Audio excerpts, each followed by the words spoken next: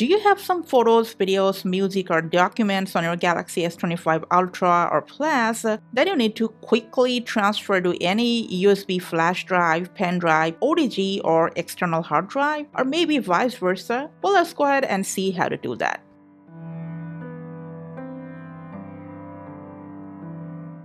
Alright guys, so if you have a regular flash drive, you can use a converter with it like this.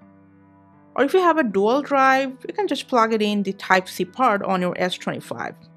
Now, since most people use the regular one, we're using ours with a converter. Now, after it's connected, go straight to the My Files section.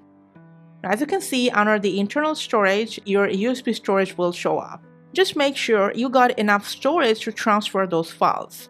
Whatever you want to send, images, videos, audio files, documents, or downloads, you will find them in the category section.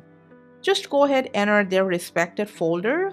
Like if you want to send any video, select those files. You can either move them and delete it from their original source or simply copy them and then select your USB storage.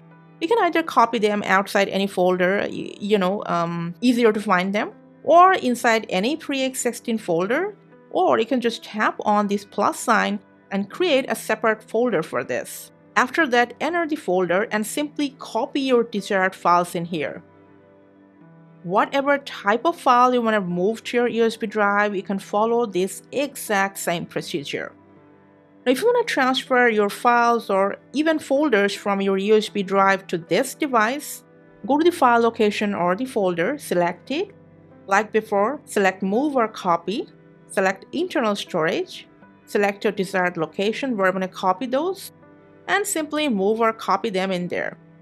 And last but not the least, when you are done, just swipe down on the notification panel, tap on your USB storage notification, and from here, safely unmount it. So that's it for this video. Thanks for watching.